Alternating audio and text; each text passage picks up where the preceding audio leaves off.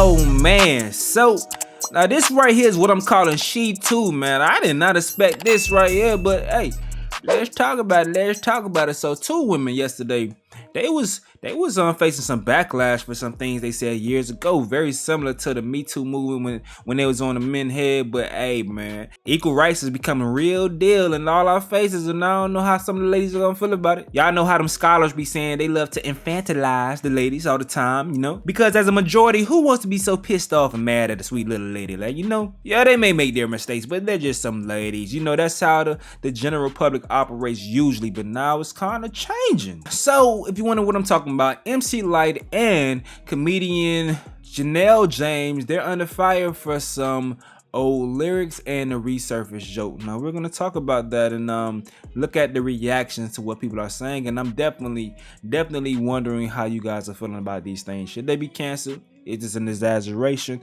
All right, so what's going on is MC Lyte was called out over predatory lyrics from a 32-year-old song where she says, "It may sound nasty and it may sound mean, but I'm into little boys that are about 17. I don't know why they put up a fight, and hot damn that excites the MC Lyte.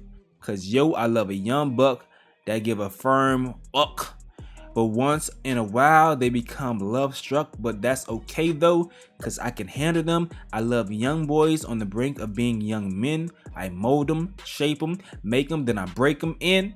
They get the job done. I make them get the job done. Well, swell, make them kiss and tell all of their friends around the neighborhood that light is good, soulful good. So tell me, honey, are you ready to score us? Again, I'll ask, what are you too young for?" First thing first, I want to say is these lyrics is goddamn crazy as hell, dog.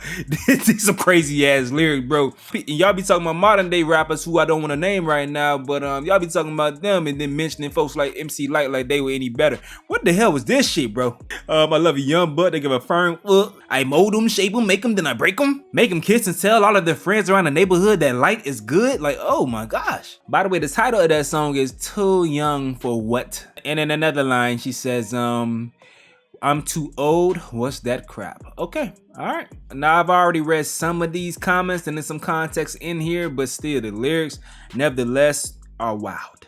You know, at some point, reading them, reciting them, whoever wrote them, they're wild lyrics to even have. But the reason why I'm saying that is in the perspective of people acting like old school rap was so clean in comparison to today's day. All right, now let's read some reactions. So this person right here says, mind you, she wrote and recorded the song when she was 16 and 17, and the song was released when she was 20. But you guys wouldn't know this because you guys don't listen to real rap and don't know the story and how she fought against the old song being released. Hey man, there's a bunch of different stories out here. We don't have to know every single story, but thank you for telling us that one, my guy. But to address that, her being 16 or 17, so who was writing this shit? Because that's the person that should be questioned. Who is writing this shit? Because what's the message that they're trying to put out there? Nevertheless, no matter what excuses y'all have for this lyrics right here, it's still predatory for young men. It's still predatory. So I don't give a damn what excuses y'all may have. Whoever wrote this, they gotta answer some questions, because what the hell was you on? All right, this person says she don't even like boys too. She was 17 when she wrote it. It didn't get put out until she was 21. MC Lyte is not a pedo. Next caller, wrap this up by noon. One, she was married before, so she's probably bisexual. Two, this person says she wrote it, but y'all know people just don't actually know. Sometimes they just say shit sometimes. So she may have had help writing this. All right. They ran out of shit to cancel, so they heading to the history books. LOL. That's been a thing with cancel culture. They've been doing shit like this, bro. White people created this thing called cancel culture, and they're aiming at all our legends, wiping everyone out. Elvis Presley literally married a teenager, and his legacy is forever protected. All right, man. I don't want to be that type of person because I'm always writing for my people. I'm always writing for black folks, but we done got some white people up out of here too with cancel culture. We done got some up out of here. So it ain't just something that's aimed at black folks. White people be complaining about cancel culture too. It's all of us pissed off with cancel culture. But all right. The fact that y'all dug up lyrics from 1991 says a lot. It seems like this generation just looks for things to be upset about because what the fuck. We canceling Elvis too, asking for a friend. Wasn't she like 17, 18? What y'all eating for breakfast? Wasn't she like 21? LOL. Am I missing something? I'm 31 and these youngins be at my neck. She says, I guess my old auntie ass gotta tell y'all that she was 16 or 17 writing this and it was released later on when she got on. Also, during this time, it was norm for street smart young girls 16 to 17 to date anywhere from 20 to 25. Boys their own age were considered little boys and young because they didn't have significant jobs, a car, or their own living space. Make the rest of it what you will, because you will. All right. So that's some perspective. And if that is the scope that MC Lyte is writing from, okay. It sounds weird nowadays reading that, but if that's the scope that she's writing from, okay. So what I'm going to do is be an example of someone who reads something today that was written in a different time and be able to process it and listen to what was possibly going on and be able to like accept that and look at it as different and move on with that information based on what this commenter is explaining. All right. I don't have to go ahead and want to cancel the person, wanting them to lose their whole career, their whole entire legacy. I could process that as a human and think things were different now. Now today, if you know better, you do better, and you wouldn't make the same mistake saying something that's loose and reckless as that. All right, so I'll be that example for this video for other people, especially if it's not someone's favorite person that's being ridiculed for something that they said in the past, that they could go ahead and think, okay, I remember when Stacy seen what MC Lyte said that was kind of wild years ago, but he was able to process it and be like, okay, it was just a different time. It's kind of wild, but a different time, and he was able to move on, and maybe I should do the same thing. But let's go ahead and move and see what's going on with Janelle James. All right, so she has a joke. I hope I'll be able to play it for y'all, because y'all know sometimes things are like, copywritten and you can't play them. So let's see. Not a lot about him. My youngest son got a dick now. I didn't know that. I didn't know he had a dick. They say you blink and you miss it. It's true. I didn't know he had a dick. I was sitting on the edge of my bed and he ran by from the bathroom to, I guess he forgot his towel or whatever. And I was like, what the fuck was that? Like, it blew my mind. That's a dick. What? What? That's a dick that need a job. Okay? Can't be walking around with all that dick and no income. That's disrespectful. That's disrespectful.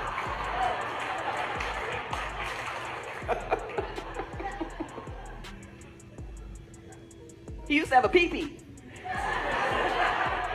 Yeah, last time I saw it, it was a pee-pee. Change the diaper, you play rhythm guitar on the pee-pee. Ding, ding, ding, ding, ding, ding.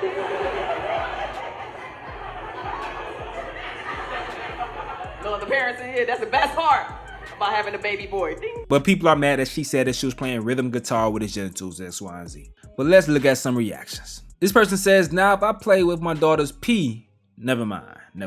Okay, that does sound wild when you say it like that. All right. As a mother of two boys, I know what she meant. How 1 minute they little babies, next minute they preteens, and you're like, whoa. I don't think she meant literally playing with it for real. Where was this outrage when Blueface showed his son stuff? Bruh, the outrage was there. That's one thing I hate when people do. They be like, why nobody was mad when this happened? Why nobody was mad when that happened? People were mad. I'm pretty sure in a lot of those instances, it was a lot of people that were mad. And if you, as a particular individual, felt like you were upset and something should have been said, then you should have fucking said it. I hate when people do that shit saying, why y'all wasn't upset when this was happening? Nigga, were you upset? Did you say something? Nigga, if you see something, say something. God damn. Take matters into your own hand, man. All right, let's continue reading. If this was a dad talking about his daughter, no one would be laughing. True. It's comedy and it should be protected. This cancel culture stuff is ridiculous. True as well. This is what happens when a culture is hypersexualized while trying to maintain a Puritan facade. You end up sexualizing and perverting everything, including a diaper changing joke. Side note, that joke was hilarious, and every mom of a son has had that moment when they visually realize their babies weren't babies anymore. It's a shock and reminder that our babies will be grown and gone from the nest soon. All right, two more. This new generation needs to stop with the sensitivity. It's all fair in comedy. Either laugh or go head on about your day. It's that simple. The internet is full of crybabies. So, hey man, hey.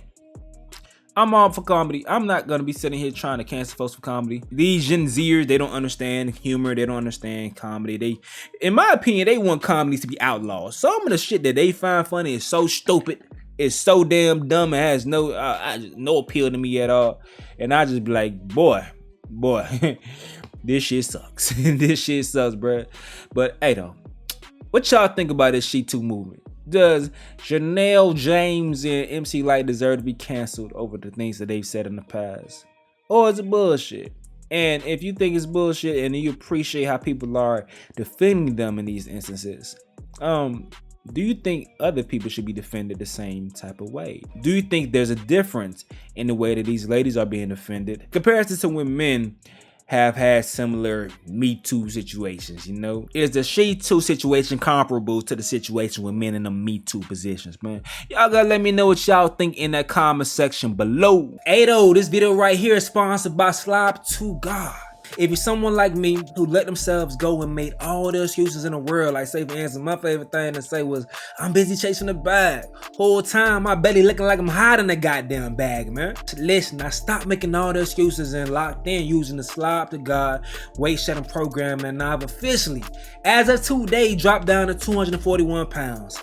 All the way from 274 pounds, man. I was almost a big 300. I started this journey on September 28th, and so you can see I'm not capping. This is my iPhone move rings on the screen. Join the movement, grab you some merch. It comes with the workout plan so you can follow along, as well as the meal plan that I've referenced for nutrition. Just visit the website by clicking the link in the bio or the pinned comment. Also, everyone follow me on Instagram or TikTok at SLOB to God, and I'll be posting daily updates and tips. And if you have any questions about this program, I mean any questions, DM me right now, and I promise I'll respond to you as soon as I can. Don't be nervous, join the family. Let's unlock our potential and go from SLOB to God.